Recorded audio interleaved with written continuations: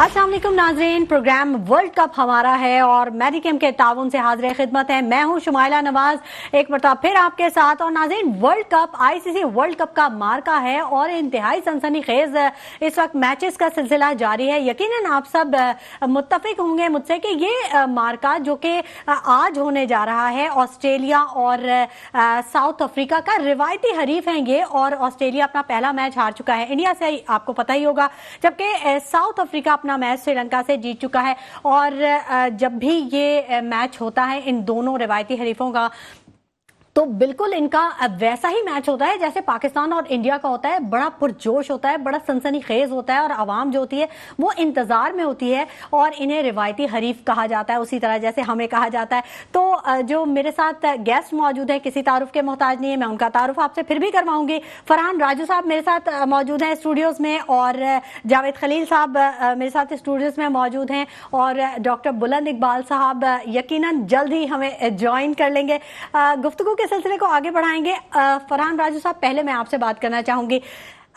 सनसनीखेज मुकाबला यकीनन आपको भी पता है और नाज़रीन भी हमारे जानते हैं, तो कैसे आप देखते हैं आज के मुकाबले को? कितनी तैयारी है दोनों टीमों की? जी बिस्मिल्लाह, बहुत शुक्रिया। आपने बहुत अच्छा बात की कि ये दोनों टीमें जब भी मतलब मुकाबले होते हैं तो वर्ल्ड कप के अंदर खास तौर पर इनका मुकाबला जो है इंतहाई सनसनीखेज होता है। 21 साल के बाद जब साउथ अफ्रीका की टीम दोबारा क्रिकेट में वापस आई तो 92 के वर्ल्ड कप में साउथ अफ्रीका ने धमाका खेज अंदाज से एंट्री की और ऑस्ट्रेलिया को शिकस्त दी। उसके बाद 96 के वर्ल्ड कप में इनका आपस में मुकाबला नहीं हुआ, लेकिन 99 के वर्ल्ड कप में दो ऐसे मैच थे। पहला लीग का मैच जब हैशल गिब्स ने स्टीव वॉ का कैच छोड़ा और उन्हें 120 रन बना के कामयाबी दिलाई, और फिर सेमीफाइनल में उसी बुनियाद पर वो मैच टाई हुआ। तो वो जो मैच पहला जीते थे उस बुनियाद पे वो टाई मैच सेमीफाइनल जीत गए।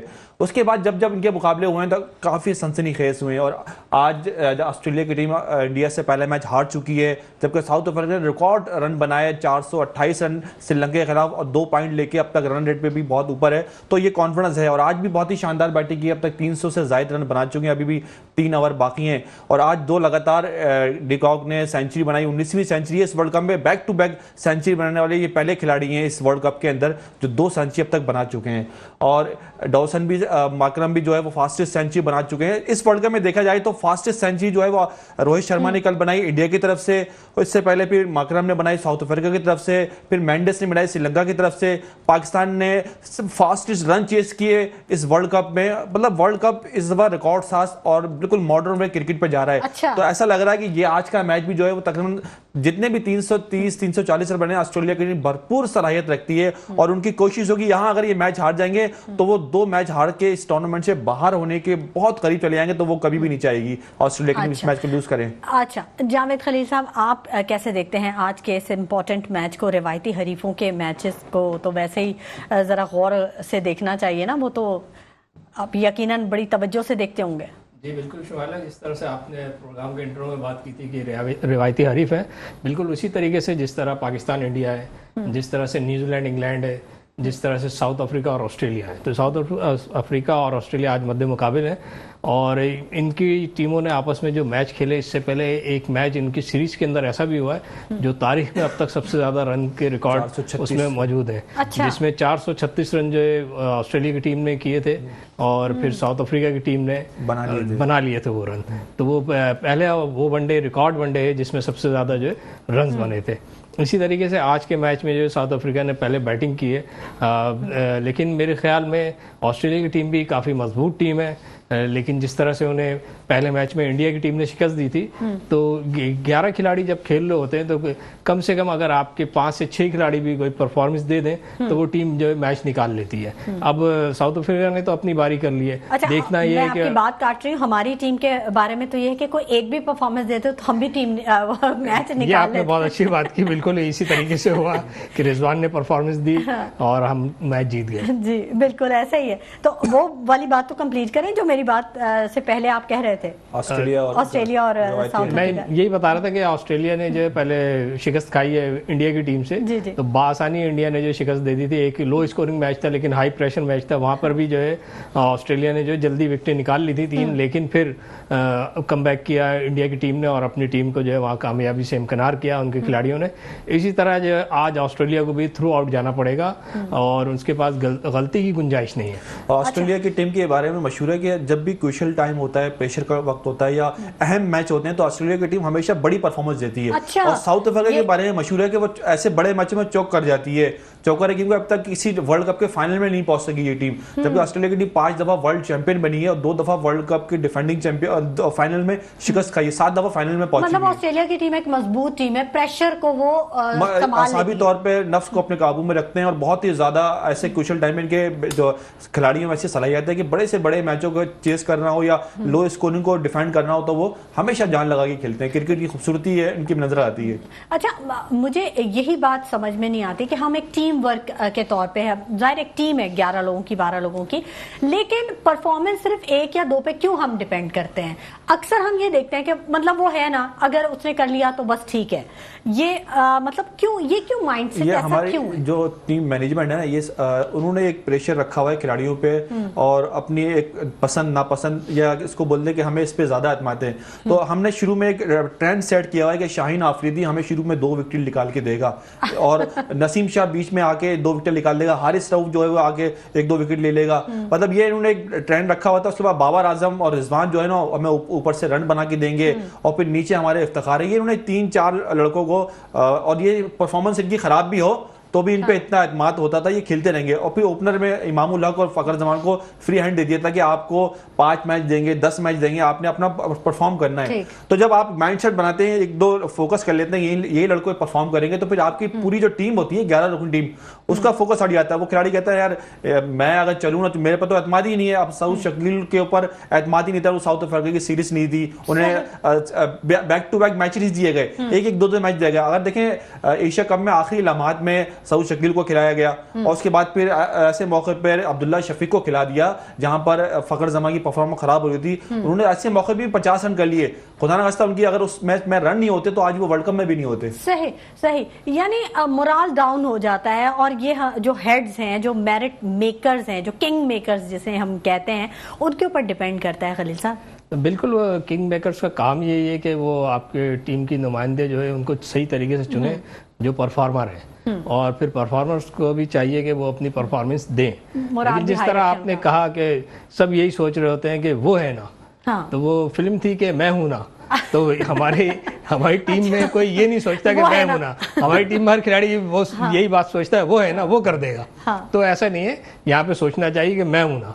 तो जब कहीं आप इस बात को सोचें कि मैं हूं और हर शख्स को जो अपना जो 100% देना पड़ेगा, फिर कहीं जाकर के आप टीम को जो कामयाबी की तरफ लेके जाते हैं। मतलब अगर कोई मल्टी टैलेंटेड है या कोई अच्छा ओवरऑल अच्छा ऑलराउंडर है तो उसको उसी पे सारा ना डिपेंड कर लें। बिल्कुल ठीक है, हर किसी को देखिए आप 11 खिलाड़ी हैं, सबका अपना अपना रोल है, सब खिलाड़ियों का अपना अपना रोल है जो अपने रोल को नहीं निभाएगा। लेकिन क्रिकेट जो है ना वो तो ऑलराउंडर के लिए है। नहीं, देखें इसके अंदर ये सारा गेम यही है कि जब एक टीम वर्क है, ये कोई अकेला जो है उस पर इन्हिसार नहीं किया जा सकता। लेकिन सारी टीमें किसी एक बंदे पे जरूर जो है रिलाई कर रही होती हैं। लेकिन हमारी पाकिस्तानी टीम में जो है वो कोई जिस पे रिलाई हो रहा होता है ना, वो भी ये नहीं कहता कि मैं हूं ना, सब ये कह रहे होते हैं वो इस वर्ल्ड कप में साबित हुआ कि हम रिलाई कर रहे थे बाबर आजम पे, लेकिन बाबर आजम दोनों मैचों में जो है फेल हुए। फिर हम ओपनिंग पे काफी रिलाई कर रहे थे कि एक की एवरेज 50 की है, एक की 48 की है, वो दोनों ओपनर नहीं चले। ये एक अच्छी चीज है कि अगर वो नहीं चले तो हमारे साउथ शकील जो है वो मिडिल ऑर्डर में खेल गए। अब्दुल्ला शफीक फिर ओपनर में एक ही चांस मिला, उस पर सेंचुरी बना के चले गए। और बॉलिंग के ऊपर हसन अली से कोई नहीं एक्सपेक्ट कर रहा था कि ये इतने दिनों बाद वापस आए हैं। शाहीन आफरीदी से कर रहे थे हम, हारिस रऊफ से कर रहे थे, वो 4 विकेट ले गए एक ही इनिंग के अंदर। ये एक अच्छी पॉजिटिव साइन है कि जिन पे हम रिलाई नहीं कर रहे वो परफॉर्म करके दे रहे हैं, तो उनके लिए ये सोचने की चीज है। जिन पे रिलाई किया जा रहा है तो वो बड़े मैचों में अब देखते हैं इंडिया के खिलाफ वो परफॉर्म करते हैं या नहीं। और यहाँ पर एक बात बताऊं आपको मैं, कल परसों जो पाकिस्तान ने मैच जीता उसके बाद फिर रिजवान ने दूसरे दिन ट्वीट किया, फलस्तीनियों के नाम जो है अपने उस मैच को मुसलमान भाइयों के नाम किया, तो उसके ऊपर भारतीय मीडिया और एक बहुत बड़े सहाफी हैं उनके, विक्राम गुप्ता, उन्होंने आईसीसी को पहले तो ट्वीट किया कि ये रिजवान ने जो है वो सियासी और मजहबी बात कर दी है, आईसीसी इसका नोटिस ले। आईसीसी ने नोटिस नहीं लिया तो फिर उन्होंने आईसीसी को जाके जो है वो फोन किया कि आपने हमारे महेंद्र सिंह धोनी जब 2019 का वर्ल्ड कप खेल लेते तो आर्मी का बैंड निशान वाला लगा के खेल लेते, आपने इनको मना किया कि ये बैंड उतार के खेलेंगे, तो रिजवान पे ये अप्लाई क्यों नहीं होता। फिर आईसीसी ने इनको शट आउट कॉल दी कि रिजवान का जो फेल था वो आउटसाइड ग्राउंड था, मैच खत्म हो गया। उसके बाद उन्होंने ट्वीट किया वो उनका जाती फेल है, ग्राउंड के अंदर वो चीज नहीं होगी, ग्राउंड के अंदर वो फेल नहीं होगा। उसके बाद फिर भारतीय मीडिया ने काफी किया, लेकिन जब आईसीसी ने इनको कर दिया कि पाकिस्तान क्रिकेट बोर्ड जाने रिजवान हम इस पर नहीं कर सकते, वो कोई मौका हाथ से जाने नहीं दे रहे कि कहीं पर भी कोई भी ऐसी चीज हो जो नेगेटिव हो, ऐसी चीज निकल आए कि जो मोराल डाउन कर दे या जो एकदम से। लेकिन मुझे ऐसा लगता है इससे ये एक चीज बड़ी अच्छी हो जाती है कि वो न्यूज में इन हो जाते हैं, जी बिल्कुल न्यूज में इन हो जाते हैं और वो चीजें फिर नेक्स्ट टाइम इन फ्यूचर वो हमारे लिए हेल्पफुल हो जाती हैं कि हमने उन्हें कैसे टैकल करना है। बिल्कुल सही कह रही हैं आप। वो शेर का पढ़ा जाता है ना कि मुद्दई लाख बुरा चाहे तो क्या होता है, वही होता है जो मंजूर खुदा होता है। तो इंडिया का मीडिया बिल्कुल लगा हुआ है किसी तरीके से जो है पाकिस्तान की टीम को जो है डिमोरलाइज किया जाए, और इस सिलसिले में उन्होंने जिस तरह से हमारी एंकर जैनब जो है वहाँ गई हुई थी, तो उन्हें भी जो है वहाँ पे एक 8 साल पुराने ट्वीट के ऊपर जो है कोशिश की जा रही थी कि इनको गिरफ्तार किया जाए, लेकिन वहाँ आईसीसी ने उनकी हेल्प की और उन्हें वहाँ से निकाल के दुबई पहुँचाया। लेकिन ये चीज़ें बहुत गलत हैं। आप ये चाहते हैं कि दूसरी टीमों को जो है नफसियाती तौर पे दबा दें और वो भी गैर इखलाकी हरबों के तहत, तो इसमें जो है आप कामयाबी आपको नहीं मिल रही है लेकिन उल्टा आपको बदनामी मिल रही है।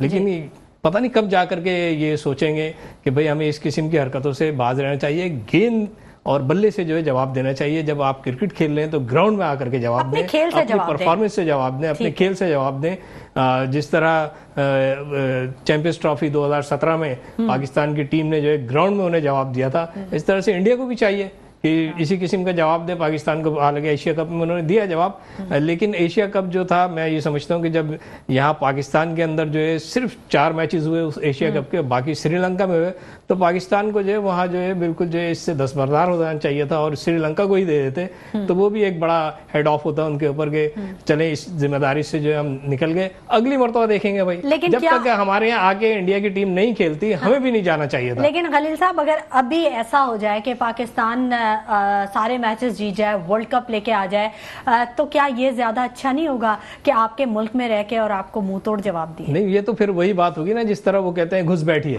तो हम अगर घुस करके उन्हें मार के आएंगे फिर भी उन्हें सुकून नहीं मिलेगा। अच्छा, वो तो फिर उनका अपना एक साइकी है, उनको आप नहीं समझा सकते ना वो आप। लेकिन इस दफा मैचेस में ये बड़ा अच्छा देखने को मिला कि जो शायकीन क्रिकेट थे, खासतौर पे हैदराबाद के जो स्टेडियम में हमने देखा, बड़ा अच्छा रिस्पॉन्स दिया उन्होंने। वहाँ पे भी हैदराबादियों के ऊपर भी इल्जाम लगा दिया गया, उनको भी गद्दार करार दे दिया गया कि ये सारे पाकिस्तान के सपोर्टर हैं।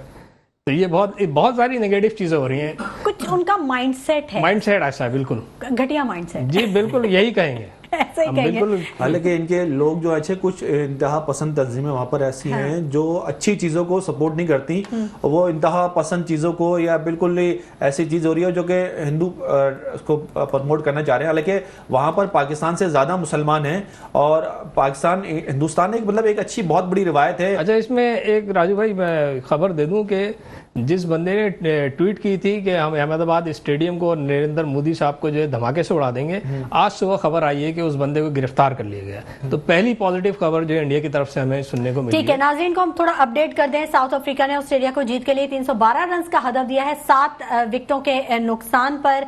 गुफ्तगू का सिलसिला नाज़रीन जारी रहेगा। मेरे साथ फरहान राजू साहब और जावेद खलील साहब मौजूद हैं। वक्त हो गया एक छोटे से ब्रेक का, कहीं मत जाइएगा, हमारे साथ रहिएगा। नाज़रीन, वर्ल्ड कप हमारा है, यकीनन उम्मीद अच्छी रखनी चाहिए और कोशिश जारी रखनी चाहिए, कोई इसमें बड़ी बात नहीं है। इंशाल्लाह वर्ल्ड कप हमारा होगा। साउथ अफ्रीका और ऑस्ट्रेलिया का सनसनीखेज मैच जारी है और 312 रन का हदफ दिया है साउथ अफ्रीका ने ऑस्ट्रेलिया को जीत के लिए, जबकि 7 विकेटों का नुकसान भी उठाया है। ब्रेक पर जाने से पहले हम इसी पर बात कर रहे थे। फरहान राजू साहब, कैसे देखते हैं ये 712 रन का हदफ? को इतना बड़ा रन हदफ तो नहीं है मेरा ख्याल है। जी, विकेट जो है मुझे बैटिंग के लिए बहुत साजगार लग रही है और इतना ज़्यादा स्विंग नहीं है। और ऑस्ट्रेलिया की टीम वैसे ही इस मैच के अंदर अपना पूरा जोर लगाएगी और उनके जो मिचेल मार्श हैं जो बहुत ज़्यादा उदास होंगे, जो विराट कोहली का कैच छोड़ा था और पिछले मैच में परफॉर्म भी नहीं कर सके थे, तो उन पे इनिंग ड्यू है, वार्नर के ऊपर इनिंग ड्यू है और उसके अलावा स्मिथ हैं। मतलब इनकी टीम की बैटिंग ऑर्डर तो काफ़ी डीप तक है और उनकी कोशिश भी है कि आज मैच जीता जाए। और साउथ अफ्रीका की बॉलिंग इतने ज़्यादा, मतलब रुबादा के अलावा कोई इतना एक्सपीरियंस बॉलर नहीं है, लेकिन फिर भी जो है वो साउथ अफ्रीका की टीम हमेशा जो है जान मारती है। मैच अच्छा होने वाला है, लेकिन मेरी अपनी जो प्रिडिक्ट है कि ऑस्ट्रेलिया की टीम जो है वो 1-2 ओवर पहले ये मैच जीत लेगी। अच्छा, आप भी ऐसा ही समझते हैं? नहीं, मेरे ख्याल में क्लोज जाएगा मैच। अच्छा, और जिस तरह से साउथ अफ्रीका हारने में भी जान लड़ाएगी? नहीं, हारने में जान तो नहीं लड़ाएगी। मेरे ख्याल में तो हर टीम इसीलिए उतरती है कि जीत के जाए। ठीक है। हाँ, और उनकी भी कोशिश होगी कि आज का मैच जो है जीता जाए, क्योंकि वैसी जो है नफसियाती दबाव जो है ऑस्ट्रेलिया की टीम पे, वो पहले एक मैच हारी हुई है और साउथ अफ्रीका ने बहुत हाई मार्जिन से जो है श्रीलंका की टीम को हराया था। ठीक है। तो गो के बाद इतना ज़्यादा स्कोर नहीं कर सके, लेकिन एक ऑस्ट्रेलिया जैसी मजबूत टीम के खिलाफ उन्होंने, मैं समझता हूँ कि ये कोई कम रन नहीं है। अच्छा। 312 रन का हदफ भी जो है एक समझे कि एक भरपूर हदफ दिया उन्होंने। एक मुश्किल नहीं है, भरपूर हदफ है। लेकिन अब यहाँ जो है सारी जिम्मेदारी बॉलर्स पे आयद होती है और साथ साथ फील्डिंग जो है उसको उन्हें कवर करना पड़ेगा। जहां उन्होंने बॉलिंग के साथ साथ जो है फील्डिंग के अंदर अगर अच्छा किया, कुछ रन जो है फील्डिंग के जरिए सेव कर लिए, तो वहीं जो है उनके ऊपर दबाव चला जाएगा ऑस्ट्रेलिया की टीम के ऊपर। तो यहाँ जल्दी विकेटें लेना होंगी और एक पार्टनरशिप जो भी एक किसी भी टीम के लिए बहुत अच्छी होती है, उसको जो है नहीं लगने देना चाहिए। और साउथ अफ्रीका की टीम को कोई पार्टनरशिप जो है लंबी नहीं होने दें और जल्द से जल्द विकेटें निकालें, तो यकीनी तौर पर जो है साउथ अफ्रीका की टीम इस मैच को जीत सकती है। ठीक है, लेकिन ऑस्ट्रेलिया पे भी तो प्रेशर होगा ना जीत के लिए, पहले ही एक हार चुके हैं, उसके बाद तो जीत का मैंने आपसे यही कहा ना कि देखिए नफसियाती दबाव में है ऑस्ट्रेलिया की टीम के, वो पहले ही मैच तो जो है वो भी अपना हार गए थे। तैयारी तो करके आएगी। यकीनी तौर पे उनके जो तमाम टीम के खिलाड़ी हैं या पीछे भी जो उनके क्या कहते हैं कि जो किंग मेकर्स जो उनकी मैनेजमेंट है, वो नफसियाती तौर पे ये लोग बहुत मजबूत होते हैं। जो पिछले मैच में क्या किया, अगर हार गए तो यकीनन उसकी तरफ वो नहीं देखते हैं। लेकिन बाज़ औक़ात ऐसा होता है कि जो खिलाड़ी सिंगल परफॉर्मेंस नहीं दे रहा होता है, उसके ऊपर जो है सारा दबाव आ रहा होता है जब, तो वो यकीन तौर पे जो है इंडिविजुअली जो है वो कोई ना कोई ये ज़रूर सोच रहा होता है, यार आज पहले मैच में भी मेरी परफॉर्मेंस नहीं थी, मुझे देनी है। तो इस चक्कर में बैट्समैन भी गलती करते हैं, बॉलर तो अपनी जान लगाएंगे। लेकिन मैं यहाँ कहता हूँ कि बहुत ज़्यादा फील्डिंग की बड़ी अहमियत है। अगर साउथ अफ्रीका ने ये मैच जीतना है, रोकने में कामयाब हो जाते हैं तो उनके लिए फेवरेबल होगा। जी बिल्कुल। अच्छा फरहान राजू साहब, यहाँ की जो पिचेस बनाई गई हैं वो किसको सपोर्ट कर रही हैं, बैटर्स को या बॉलर्स को? जी, अभी तक तो ऐसा लग रहा है कि आईसीसी ने कहा है कि पिच हम बनाएंगे और अब अच्छा। इंडिया के मैचों के अलावा सारी पिचें जो है आईसीसी के मुताबिक ही बन रही हैं। फुल बैटिंग पैराडाइज है, बाउंड्रीज भी छोटी हैं। अच्छा। और बैटिंग के लिए काफी पिच साजगार हैं। ऐसी पिच हैं कि 300 रन मैक्सिमम यहाँ पर बन रहे हैं और कोई आउटस्टैंडिंग बैटिंग हो जाए तो 350 पौने 400 रन भी बन रहे हैं। लेकिन यहाँ पर दौरा में देखा गया कि इंडिया के जो मैचेस हैं तो इंडिया की पसंद की पिचेस तैयार हो रही हैं। इंडिया ने पहले मैच में ऑस्ट्रेलिया से, क्योंकि ऑस्ट्रेलिया की टीम की जो है वो बैटिंग बहुत मजबूत है, इंडिया की टीम अभी सीरीज खेली गई थी तो बैक टू बैक आपस के मैच बराबर चल रहे, 350 रन चेस हो रहे थे, दोनों एक दूसरे कर रहे थे। तो उन्होंने कहा कि यहाँ पे बैटिंग पैराडाइज अगर बन गई तो हम मुश्किल में पड़ जाएंगे। तो ऑस्ट्रेलिया के पास सिर्फ एक जो है वो फ्रंट लाइन स्पिनर है जैम्पा, उसके अलावा उनका स्पिनर नहीं है। तो इंडिया के पास 3 फ्रंट लाइन स्पिनर थे, तो उन्होंने बॉलिंग स्पिन पिच बना दी, उसका पूरा एडवांटेज लिया इंडिया की टीम ने। अब पाकिस्तान और जो इंडिया का मैच है इसके अंदर अब तक मुझे समझ में नहीं आ रहा कि इंडिया क्या चॉइस लेगी, क्योंकि पाकिस्तान की बैटिंग ने इनको बता दिया कि पाकिस्तान 350 रन भी चेस कर सकती है। हाँ, और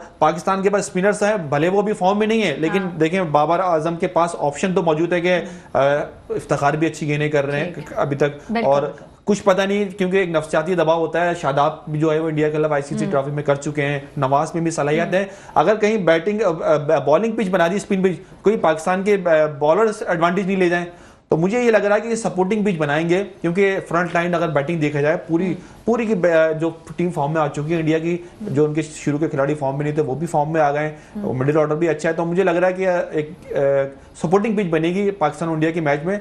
और उससे पहले एक अच्छी चीज ये है कि जो इफ्तिताई तकरीब रह गई थी, इंडियन क्रिकेट बोर्ड ने ये फैसला किया कि पाकिस्तान के मैच में वो इफ्तिताई तकरीब भी होगी, इसमें अमिताभ बच्चन, रजनीकांत और काफी इनके सेलिब्रिटी जो है वहाँ मौजूद होंगे। ये एक अच्छी बात है कि सेलिब्रिटीज आएंगे और इफ्तिताही तकरीब जो कि नहीं हो सकी थी वो जब होगी तो यकीनन शायकीन क्रिकेट जिनके वो फेवरेट्स हैं वो भी उसको ज्वाइन करेंगे और एक अच्छा माहौल बन जाएगा, दोस्ताना माहौल बन जाएगा। लेकिन जावेद खलील साहब, इसका मतलब तो ये है कि पाकिस्तान से बहरहाल एक प्रेशर पाकिस्तान ने बिल्डअप कर दिया है इंडियंस पे कि हमारे पास स्पिनर्स भी हैं, हमारे पास अच्छे बैटर्स भी हैं, अच्छे बॉलर्स भी हैं, ऑलराउंडर्स भी हैं, तो आप हमारे साथ मेरिट का दोहरा मयार नहीं रख सकते। बिल्कुल सही कहा आपने कि पाकिस्तान ने पिछला मैच जीत करके एक नफसियाती दबाव जो है इंडिया के ऊपर रखा है और ख़ुद उनके ऊपर से ये दबाव हट गया है। और यकीनी तौर पर जिस तरह से आपने बात की है कि हमारे पास जो है सारे बॉलर भी अच्छे हैं, बैट्समैन भी अच्छे हैं, तो मैं समझता हूँ कि दोनों टीमें हम पल्ला है कि दोनों बराबर हैं।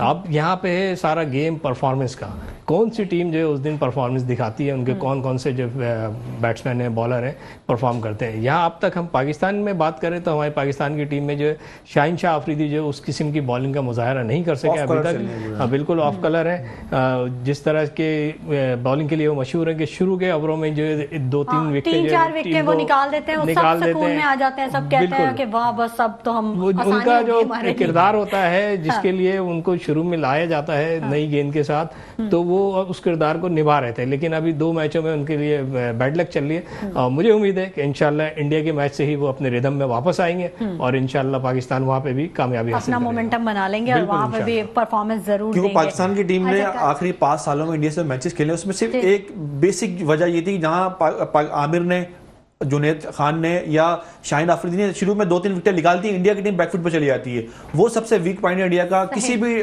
टीम के खिलाफ उनके 2 या 3, ऑस्ट्रेलिया के खिलाफ भी हमने देखा कि बहुत स्लो हो जाती है, जहां पर इनकी 2 या 3 विकेट अगर गिर गई तो इंडिया की टीम बैकफुट पर चली जाती है और वहां पर इंडिया को पकड़ना आसान हो जाता है। अच्छा, उसके अलावा काबू में नहीं आती इंडिया। अच्छा, कल जो इंडिया ने कई, आप कुछ कहना, मैं एक बात कह रहा था कि यहाँ पाकिस्तान और इंडिया की टीम में अगर कोई फर्क है तो एक ऑलराउंडर का फर्क है।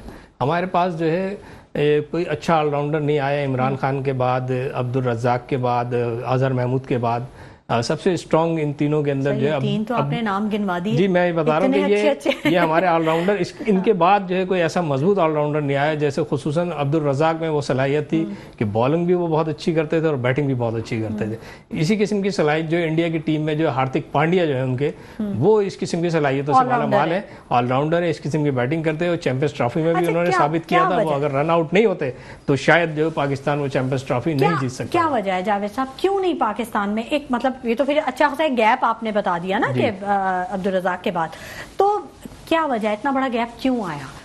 कहां पे हमने लैग किया? पीएसएल के अंदर कुछ ऐसे खिलाड़ी थे जिसमें आमिर जमाल हैं जो बढ़ते हैं, अहमद भट्ट थे जो बढ़ते हुए ऑलराउंडर थे। हमने 1-1, 2-2 मैचों के बाद जो है वो उनको फिर मुसलसल परफॉर्मेंस अगर वो नहीं दे पा रहे थे, लेकिन दूसरे भी ऐसे थे, मैं कह रहा हूँ पसंद नापसंद चल रही थी। तो हमारे एक खिलाड़ी एक आई होती है ना, वो हमारे पास आई नहीं है, जो हम खिलाड़ी को जहां पर हमें इन्वेस्टमेंट करनी होती है वहां इन्वेस्टमेंट नहीं करते। हम 8-9 मैच ऐसे लड़कों को देते हैं जिन पे हमने मतलब टाइम जाया करना होता है। ऐसे लड़के फिर घूम फिर के उन्हीं को लेकर आया जाता है। अब इस वक्त जो उन्होंने सही बताया कि आमिर अब जमाल एक ऐसा ऑलराउंडर है, पीएसएल में हमने देखा उसको, उसकी परफॉर्मेंस भी ऐसी है, उसने डेथ ओवर में भी गेंदें की हैं और उसके बाद बैटिंग की भी सलाहियत है। तो ऑलराउंडर को बनाया जाता है, खिलाया जाता है, खिला के मतलब ऐसे वो निचोड़ता है, उसके बाद फिर पता चलता है कि ये इसमें कितना जो है वो दम है, आता है। ऐसे 1 दिन में 2 दिन में कह रहे हैं कोई बैट्समैन होता है वो एकदम परफॉर्म कर देता है, लेकिन ऑलराउंडर को परफॉर्म करने की, ऑलराउंडर का मतलब ये होता है कि बॉलिंग और बैटिंग दोनों में परफॉर्म करे।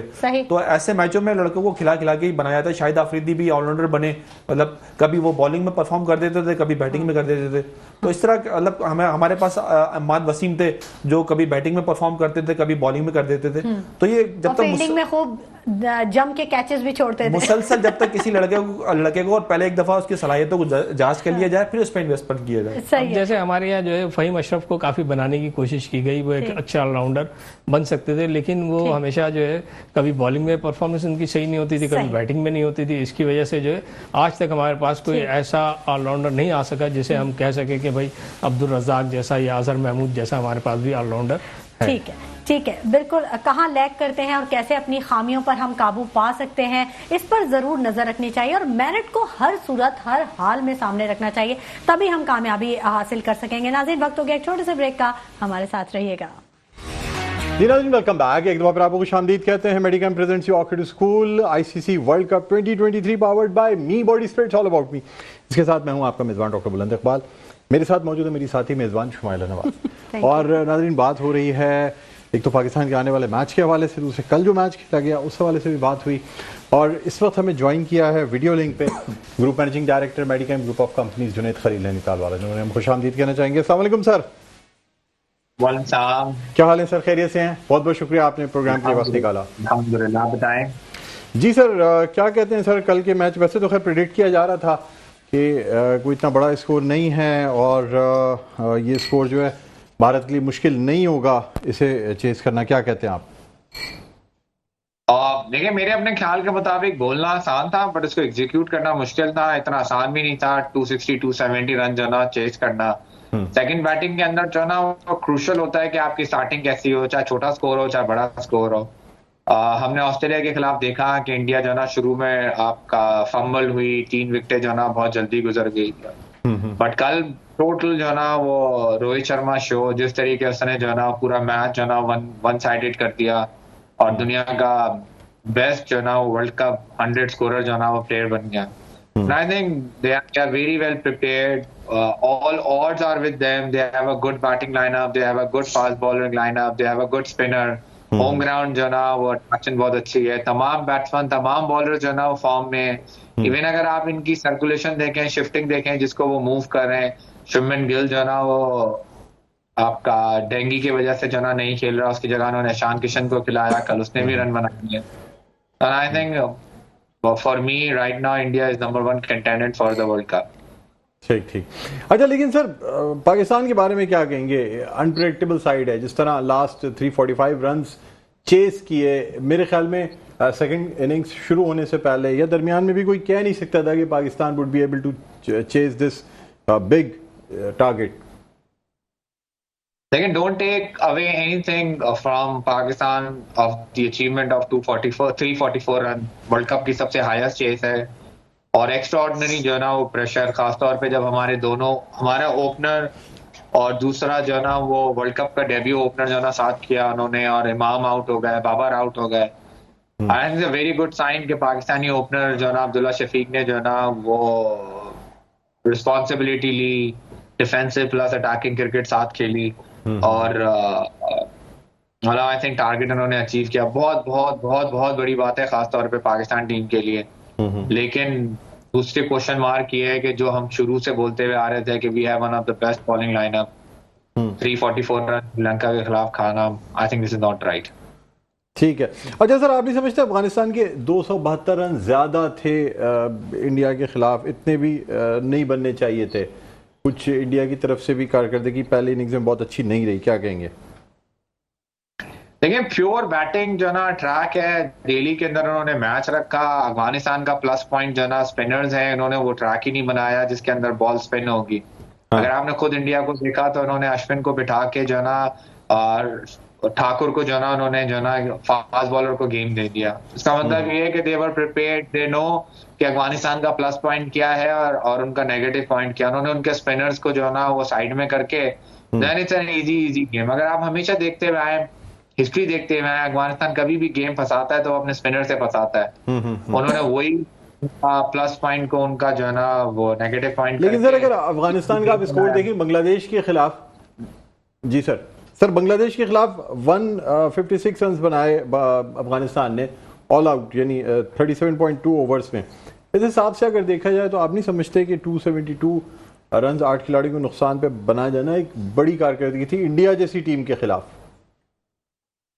देखिए, आप बिल्कुल ठीक कह रहे हैं, बड़ी कारकर्दगी जो थी, लेकिन आप पिच जो है ना वो देखी जाती है और जरूरी नहीं है कि ये कंपैरिजन किया जाता है। अब न्यूजीलैंड के खिलाफ पाकिस्तान ने 280 रन बनाए, तो वो क्वेश्चन मार्क, और फिर उसके बाद श्रीलंका के खिलाफ 344 रन चेस कर देना है। हर दिन जो है ना it's a brand new day. Batsman को शुरू से जो है ना नए दिन आके शुरू से स्टार्ट करना पड़ता है, वो अपने प्रीवियस फॉर्म को जो है ना वो कैरी नहीं करता। और सेम इसी तरीके से अफगानिस्तान का था, शुरू में जो ना उन्होंने थोड़ी सी अटैकिंग की, फिर उनको नजर आया कि उनकी विकेटें गिर रही थी, तो उन्होंने थोड़ा सा डिफेंसिव होकर लंबा गेम खेला, and then they score pretty average. आप दिल्ली का ग्राउंड है ना हमेशा से हाई स्कोरिंग ग्राउंड है। अगर आप इनफैक्ट तमाम आईपीएल के गेम्स भी देखें तो 180 190 रन बनते हैं और वो भी चेस आउट हो जाते हैं। ठीक है, ओवरऑल जो ना आई think it's an average score. और फिर जिस तरीके से रोहित शर्मा ने एक बैटिंग की, दे आउट क्लास अफगानिस्तान। ठीक है। अच्छा शुमाइला, मैं चाहूंगा कि इनसे भी आप कहेंगे सवाल करें। फरहान फरीद राजू साहब जी फरहान साहब जी, अस्सलाम वालेकुम जुनैद भाई।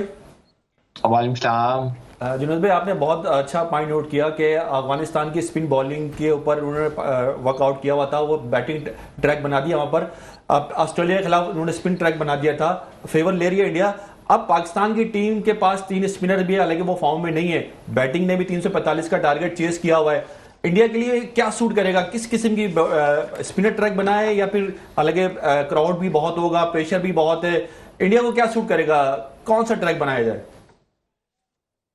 देखिए, इंडिया इस वक्त बहुत ही जो ना न्यूट्रल जगह के ऊपर खड़ा हुआ है, जहां पर उनके पास प्रेशर तो होगा, लेकिन उनके पास वर्ल्ड कप की स्केरी नहीं होगी, क्योंकि उन्होंने वर्ल्ड कप की जो सेकंड नंबर की सबसे बड़ी टीम थी ऑस्ट्रेलिया को, उन्होंने हरा के अपने पास जो ना वो पॉइंट जो ना सिक्योर कर लिए। अच्छा, अब पाकिस्तान के खिलाफ अगर फॉर इंस्टेंस मैं इंडियन हूं तो मैं बेसिकली ना स्पिन ट्रैक बनाऊं, क्योंकि बेसिकली पाकिस्तान के पास स्पिनर जो ना वो वनडे के हिसाब से इट्स प्रीटी एवरेज। हमारे जो दोनों स्पिनर्स हैं they are good in only T20। अगर आप चेक करें, शादाब ने पिछले 8 मैच में से 4 विकेटें जो ना ली हैं। आपका प्राइम जो ना वो स्पिनर है, तो आई डोंट थिंक सो कि इंडिया को इससे किसी किस्म की कोई स्केरी होगी। तो वो बेसिकली स्पिन पिच बनाएंगे और थ्रू आउट जो ना बॉल स्पिन करेंगे, और then it's going to be pretty difficult for Pakistani batsmen to work on it. अच्छा जुनैद भाई, एक लास्ट क्वेश्चन करना चाहूंगा। साउथ अफ्रीका ने 311 रन बनाए 7 खिलाड़ियों के नुकसान पे 50 ओवर्स में ऑस्ट्रेलिया के खिलाफ। क्या कहते हैं सर, किसको जीतता हुआ देख रहे हैं, ये बताएं, ऑस्ट्रेलिया या साउथ अफ्रीका? देखिए, अगर आप मुझसे भी सवाल पूछें तो बिल्कुल 50-50 गेम है। अगेन सेम कि अगर बैटिंग जो ना पैराडाइज है, विकेट आपको बैट्समैन को सपोर्ट करेगा। साउथ अफ्रीका के खिलाफ पास जो ना they do have a good fast bowlers, और सेम इसी तरीके से उनके पास तबरेज शमसी जैसे जो ना स्पिनर भी मौजूद है। आई डोंट नो आज वो खेल रहा है या नहीं खेल रहा। तो overall it's a good crunch game, but I think Australia overall जो ना वो थोड़ा सा ऑफ कलर है, तो पलरा जो ना वो थोड़ा जो ना साउथ अफ्रीका की तरफ ज्यादा है। तो आप शुरू के 10 ओवर ही जवाब दे देंगे कि ये मैच कौन जीतेगा। ठीक जी, फरहान फरीद आप क्या कहते हैं, साउथ अफ्रीका या ऑस्ट्रेलिया? 1 word answer. मेरे लिहाज से जो है वो साउथ अफ्रीका थोड़ा ज्यादा। जी, आप क्या कहते हैं? ऑस्ट्रेलिया। जावेद खलील साहब ऑस्ट्रेलिया कहते हैं। ठीक है जुनैद भाई, बहुत बहुत शुक्रिया, प्रोग्राम के वक्त निकाला, thank you sir. Group managing director Medicam group of companies Junaid Khalil Nainital वाला हमारे साथ प्रोग्राम में मौजूद थे। फरहान फरीद राजू साहब आपका बहुत बहुत शुक्रिया। जावेद खलील साहब आपका शुक्रिया। शुमाइला, बहुत ज़बरदस्त आपने प्रोग्राम कंडक्ट किया। नाज़रीन, अब इजाज़त चाहते हैं आपसे, प्रोग्राम का वक्त इख्तिताम के करीब है। मुझे बुलंद इकबाल को, मेरी साथी मेज़बान शुमाइला नवाज़ को इजाज़त दीजिएगा। अल्लाह हाफ़िज़।